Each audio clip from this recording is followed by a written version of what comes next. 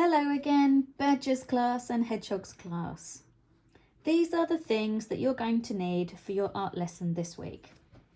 You're going to need some newspaper and a few different size paintbrushes. We're going to be using our crayons again and our paints. Last week we needed watercolour paint so that it wouldn't stick to the wax. This week the best thing is to use acrylic paint. But if you don't have acrylic paint, you can mix up some PVA glue, put a blob into your watercolour paint or your powder paint, and that will make it very similar to acrylic paint. We're also going to be needing a glue stick, a palette or something to mix your paint colours in, 2 pieces of paper this week, and some cocktail sticks. We are going to be making a spring tree this week.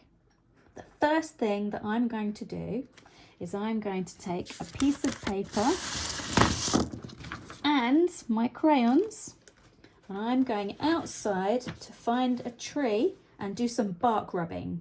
I will see you outside. So I'm outside with my paper and my crayons and I'm going to do some bark rubbing.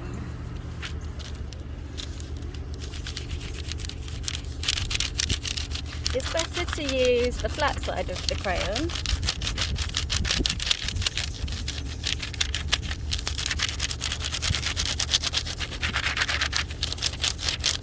And also you might want to move the paper around a little bit so you get some really interesting textures.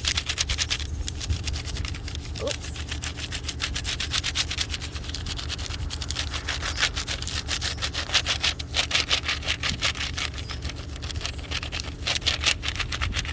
Just going to pick up that crayon. I'm going to try the other colour now.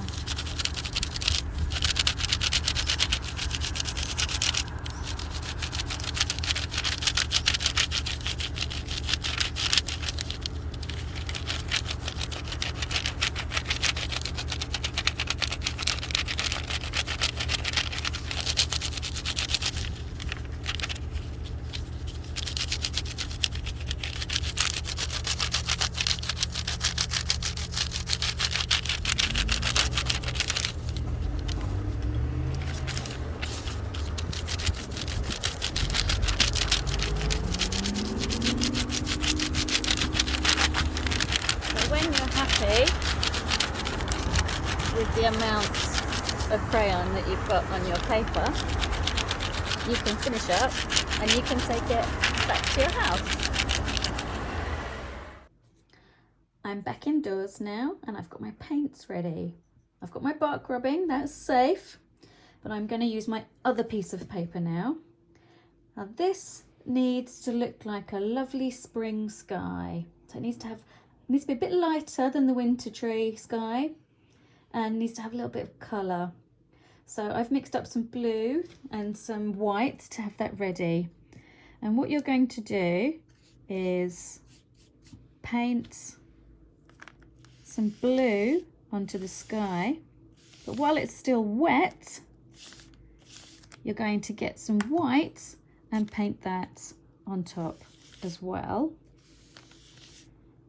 And let them mix in while it's wet.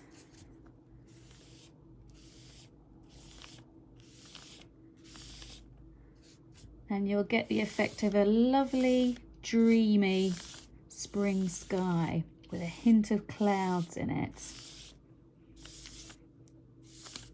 Now don't worry too much about the brush marks because later on when we do our tree, it's going to cover up a lot of this. But just have fun mixing the blue and the white together. Try not to leave a big stripe. Try and blend it while the paint is still wet. And when that is finished, you're going to need to take that and leave that to somewhere safe to dry. And when you've been very patient and it's dried completely, your piece of paper will look something like this. Now, we don't need the paints for a while now. It's time to use our bark rubbing.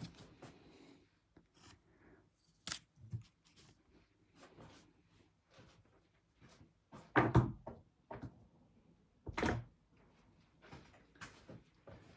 going to use the bark rubbing to make the tree. And I'm not going to use scissors, I'm going to rip it. So first of all, I'm going to rip a big piece that is going to be the tree trunk. And then I'm going to place it roughly where I would like it to go. I'm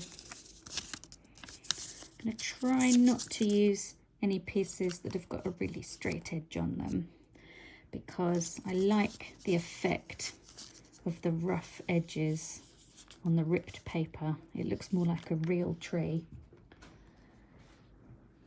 And I will get my glue stick to stick these pieces down, and I will also use some other bits to make branches on the tree. So what you can do is lay them all down first and make sure that you're really happy with them, and then start sticking them down at the end. So something like this would be challenge 1. For challenge 2, you would then want to get some really thin bits and make extra little branches coming off the main ones. And then you're going to use your glue stick to stick them all down. And when you're finished, your picture might look something like this.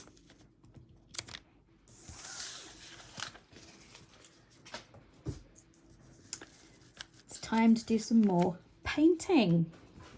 I'm going to put some nice green spring leaves on this tree.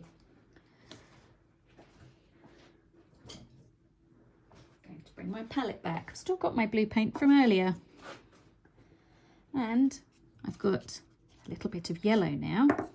I don't want the white. I'm going to mix up some green paint.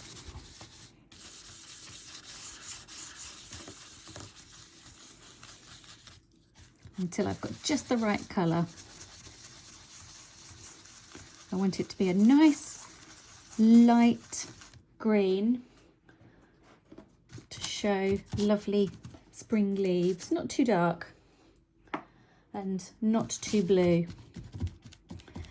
The effect that I'm going to do next, you want the brush, this is called dry brushing, so on a spare piece of paper, get rid of most of the paint until you've just got bits like this. Then, when you go back to your tree, just gently start to apply the paint. You don't want to press too hard. You don't want too much paint. And you'll keep going until you've covered all of the branches in lovely green paint. And when you are done with that,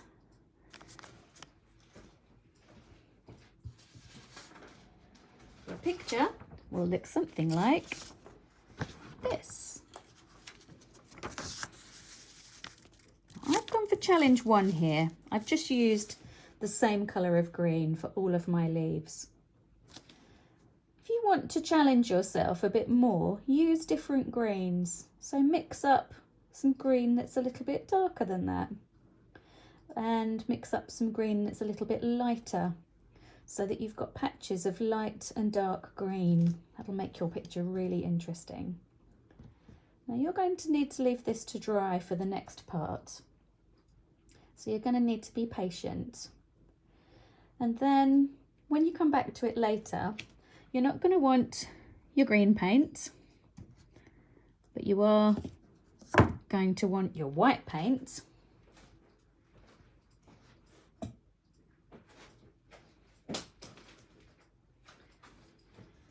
You're going to want your pink, and this is when the cocktail sticks come in.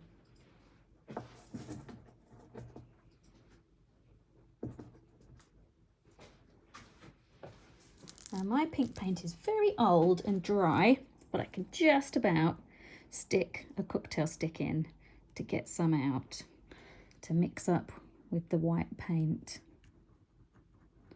But that's not what you need the cocktail sticks for, so don't worry.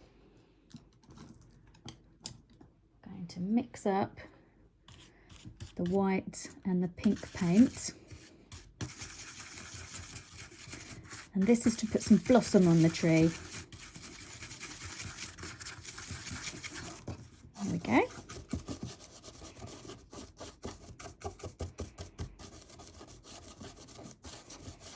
A lovely pink there. A bit more white in, I think. I'm not going to use the paintbrush for this though. I'm going to use the rest of the cocktail sticks. The best thing to do this with is a small elastic band. So if you get several cocktail sticks together and tie them together with a tiny elastic band. I can't find one of those, so I'm going to have to manage by just holding on to the cocktail sticks tightly. And I'm going to dip the ends of the cocktail sticks into the paint. And then I'm going to go around and very carefully add some blossom like this. And I'm going to keep going.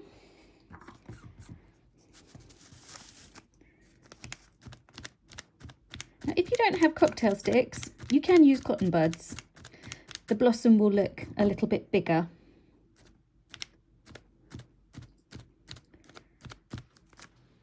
And when you've been very patient and you've filled up your whole tree with some beautiful spring blossom, your tree will look something like this.